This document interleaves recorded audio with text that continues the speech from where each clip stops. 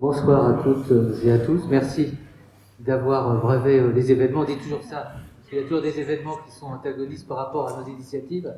Voilà, merci d'être là. Je me présente, donc je suis Emmanuel Hirsch. On va se présenter, nous trois. Camille Spire, présidente de AIDE. Patrick Henny, président du CNS. Voilà.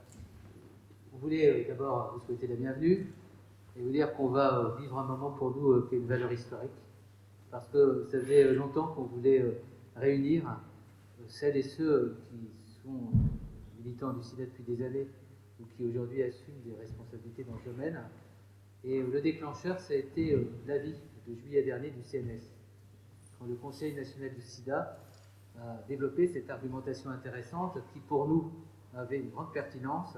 C'est comment, finalement, le gouvernement n'a pas pris véritablement en compte tout ce qui était l'expertise d'une première pandémie, et comment, d'une certaine manière, on aurait pu, et peut-être qu'on pourra demain, en fonction des événements et de leur développement, comment on aurait pu, de cette expertise qui a une valeur pour nous forte, parce que c'est une expertise qui repose sur des gens qui sont investis avec générosité, courage.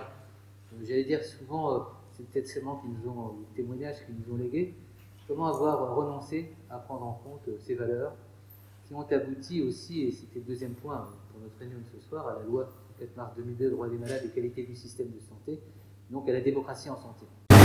Et pour ce qui concerne l'esprit éthique, on a décidé il y a quelques mois d'honorer la mémoire de celles et ceux qui ont rendu possible cette loi, cette irruption de la parole de la personne malade, avec tout ce que la loi présente d'un point de vue éthique et politique.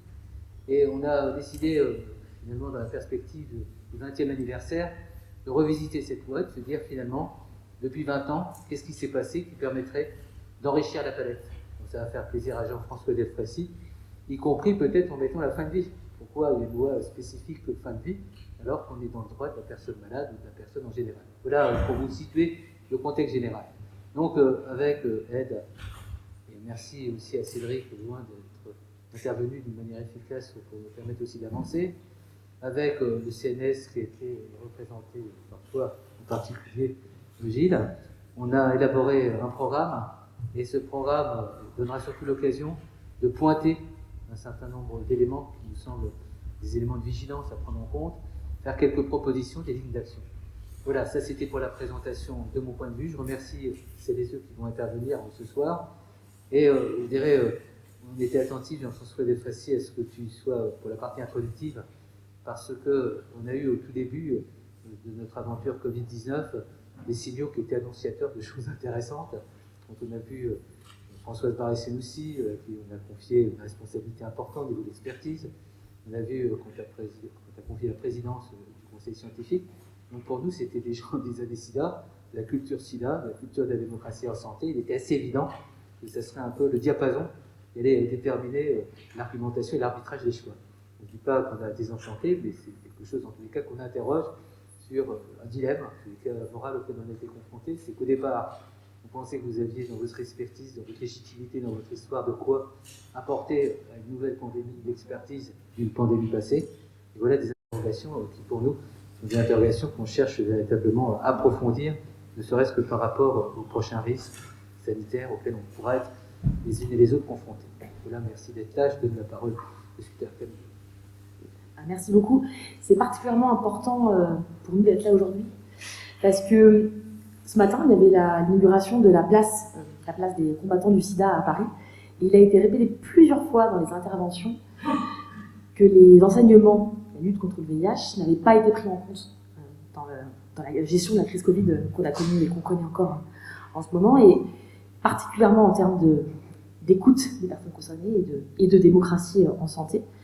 Et voilà, dans un contexte où la crise n'est pas terminée, on risque potentiellement d'en avoir d'autres, et donc on arrive à un contexte pandémie qui peut arriver régulièrement.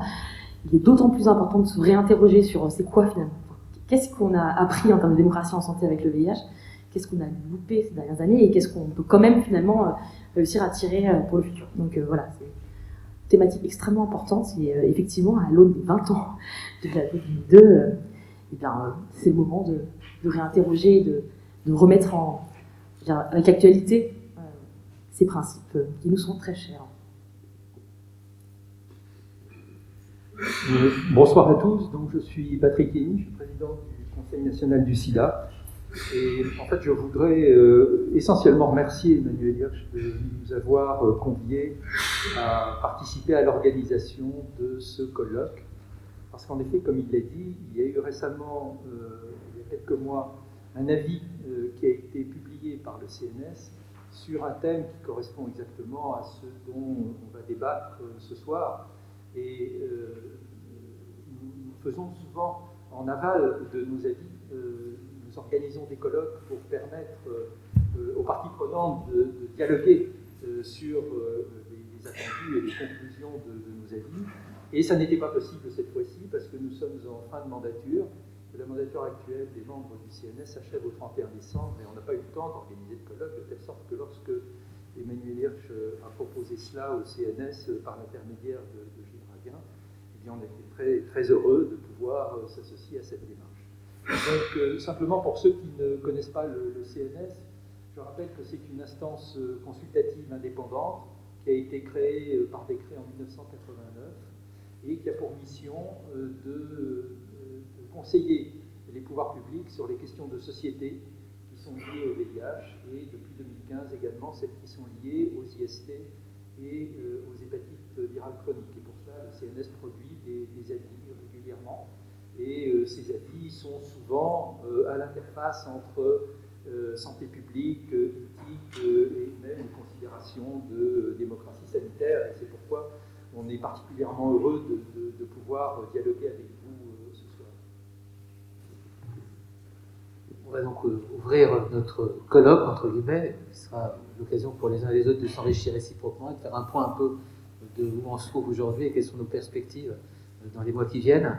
Donc merci à Jean-François Delfassi d'avoir accepté de répondre favorablement à notre invitation et de faire l'ouverture. Et ça sera Christian Saout, donc, qui est ici présent, qui fait partie aussi des historiques, ancien président de l'association Aide, qui a une responsabilité institutionnelle importante et surtout qui a un propos assez caustique qui a toujours animé nos débats et nos réflexions, quelquefois même au-delà de ce qu'on pensait.